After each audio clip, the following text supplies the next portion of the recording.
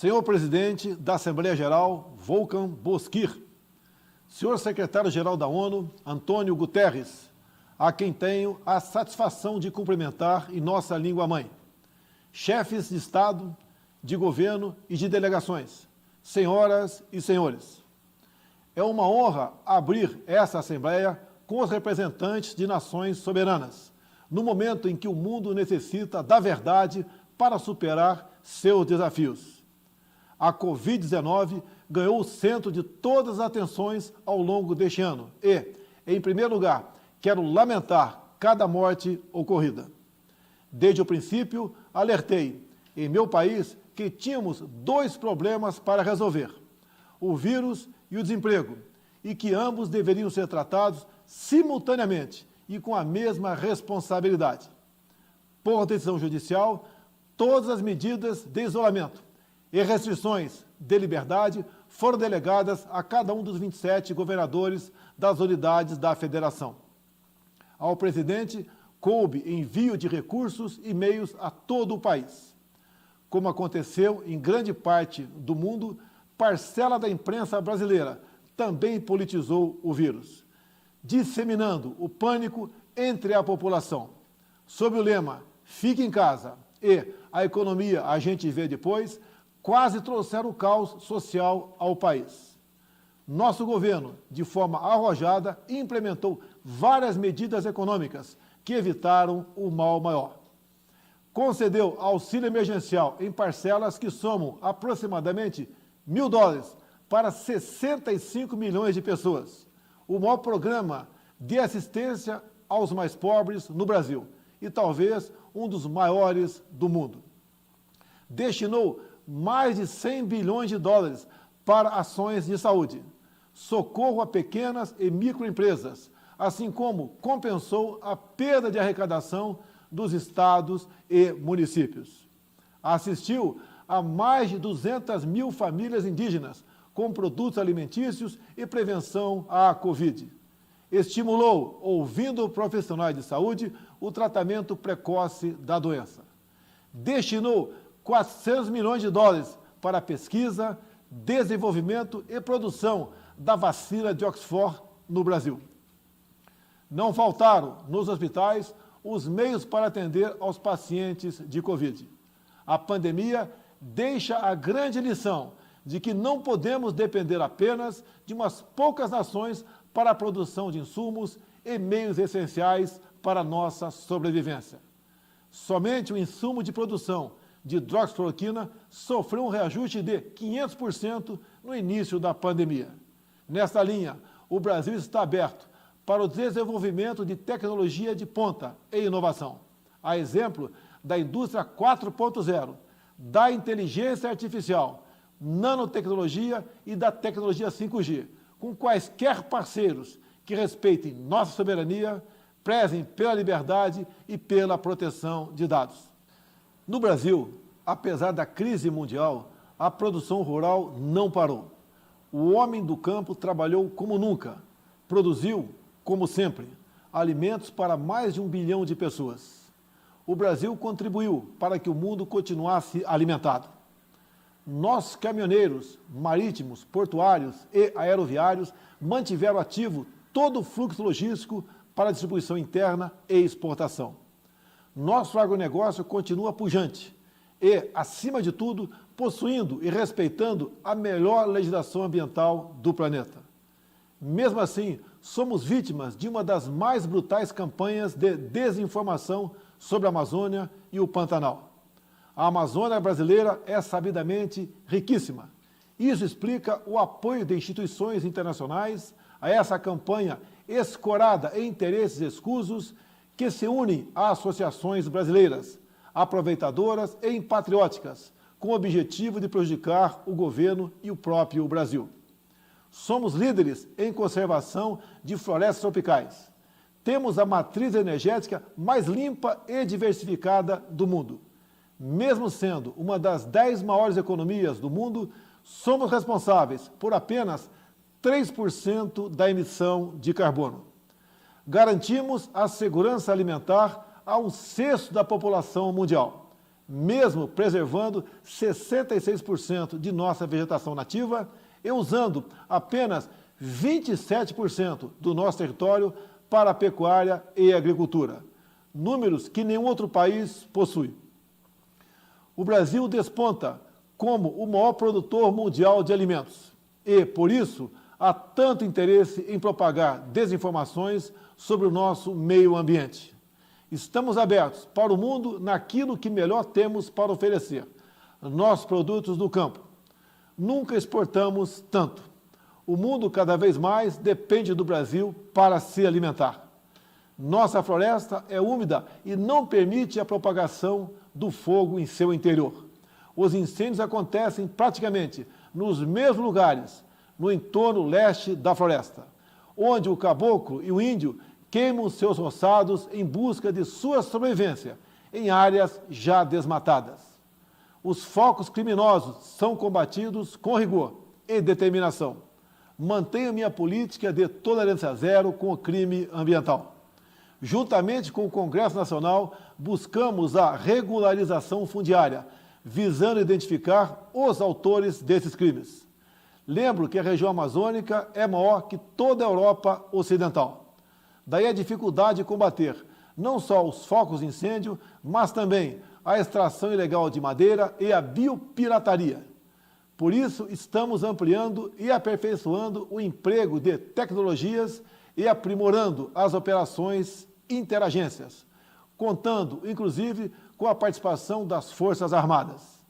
O nosso Pantanal, com área maior que muitos países europeus, assim como a Califórnia, sofre dos mesmos problemas. As grandes queimadas são consequências inevitáveis da alta temperatura local, somada ao acúmulo de massa orgânica em decomposição.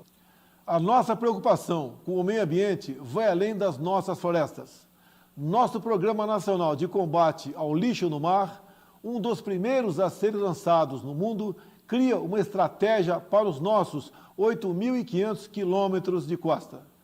Nessa linha, o Brasil se esforçou na COP25 em Madrid para regulamentar os artigos do Acordo de Paris que permitiriam o estabelecimento efetivo do mercado de carbono internacional. Infelizmente, fomos vencidos pelo protecionismo. Em 2019, o Brasil foi vítima de um criminoso derramamento de óleo venezuelano, vendido sem controle, acarretando severos danos ao meio ambiente e sérios prejuízos nas atividades de pesca e turismo.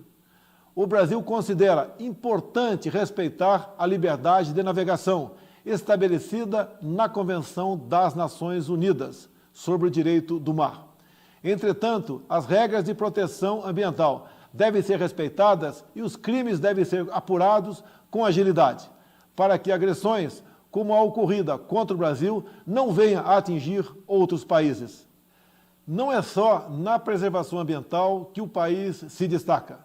No campo humanitário e dos direitos humanos, o Brasil vem sendo referência internacional pelo compromisso e pela dedicação no apoio prestado aos refugiados venezuelanos, que chegam ao Brasil a partir da fronteira no estado de Roraima. A Operação Acolhida, encabeçada pelo Ministério da Defesa, recebeu quase 400 mil venezuelanos deslocados devido à grave crise política e econômica gerada pela ditadura bolivariana. Com a participação de mais de 4 mil militares, a Força-Tarefa Logística Humanitária busca acolher, abrigar e interiorizar as famílias que chegam à fronteira. Como um membro fundador da ONU, o Brasil está comprometido com os princípios basilares da Carta das Nações Unidas: paz e segurança internacional, cooperação entre as nações, respeito aos direitos humanos e às liberdades fundamentais de todos. Nesse momento em que a organização completa 75 anos, temos a oportunidade de renovar nosso compromisso e fidelidade a esses ideais. A paz não pode estar dissociada da segurança. A cooperação entre os povos não pode estar dissociada da liberdade. O Brasil tem os princípios da paz, cooperação e prevalência dos direitos humanos inscritos em sua própria Constituição. e, tradicionalmente, contribui, na prática, para a consecução desses objetivos. O Brasil já participou de mais de 50 operações de paz e missões similares, tendo contribuído com mais de 55 mil militares, policiais e civis, com participação marcante em Suez, Angola, Timor-Leste, Haiti, Líbano e Congo. O Brasil teve 2 militares premiadas pela ONU na missão da República Centro-Africana, pelo trabalho contra a violência sexual. Seguimos comprometidos com a conclusão dos acordos comerciais firmados entre o Mercosul e a União Europeia e com a Associação Europeia de Livre Comércio. Esses acordos possuem importantes cláusulas que reforçam nossos compromissos com a proteção ambiental. Em meu governo, o Brasil, finalmente, abandona uma tradição protecionista e passa a ter, na abertura comercial, a ferramenta indispensável de crescimento e transformação. Reafirmo nosso apoio à reforma da Organização Mundial do Comércio, que deve prover disciplinas adaptadas às novas realidades internacionais. Estamos igualmente próximos do início do processo oficial de acessão do Brasil à OCDE. Por isso, já adotamos as práticas mundiais mais elevadas em todas as áreas, desde a regulação financeira até os domínios da segurança digital e da proteção ambiental. No meu primeiro ano de governo, concluímos a reforma da Previdência e, recentemente, apresentamos ao Congresso Nacional 2 novas reformas, a do sistema tributário e a administrativa. Novos marcos regulatórios em setores-chave, como o saneamento e o gás natural, também estão sendo implementados. Eles atrairão novos investimentos, estimularão a economia e gerarão renda e empregos. O Brasil foi, em 2019, o 4º maior destino de investimentos diretos em todo o mundo. E, no primeiro semestre de 2020, apesar da pandemia, verificamos um aumento de ingresso de investimentos em comparação com o mesmo período do ano passado. Isso comprova a confiança do mundo em nosso governo. O Brasil tem trabalhado para, em coordenação com seus parceiros sul-atlânticos, revitalizar a zona de paz e cooperação do Atlântico Sul. O Brasil está preocupado e repudia o terrorismo em todo o mundo. Na América Latina, continuamos trabalhando pela preservação e promoção da ordem democrática como base de sustentação indispensável para o progresso econômico que desejamos. A liberdade é o bem maior da humanidade. Faço um apelo a toda a comunidade internacional pela liberdade religiosa e pelo combate à cristofobia. Também quero reafirmar minha solidariedade e apoio ao povo do Líbano pelas recentes adversidades sofridas. Cremos que o momento é propício para trabalharmos pela abertura de novos horizontes, muito mais otimistas para o futuro do Oriente Médio. Os acordos de paz entre Israel e os Emirados Árabes Unidos e entre Israel e o Bahrein, 3 países amigos do Brasil, com os quais ampliamos imensamente nossas relações durante o meu governo, constitui excelente notícia.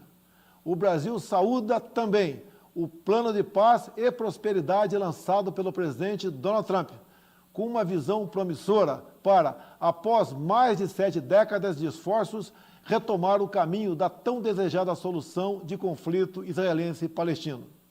A nova política do Brasil de aproximação simultânea a Israel e aos países árabes converge com essas iniciativas, que finalmente acende uma luz de esperança para aquela região. O Brasil é um país cristão e conservador e tem na família a sua base. Deus abençoe a todos. O meu muito obrigado.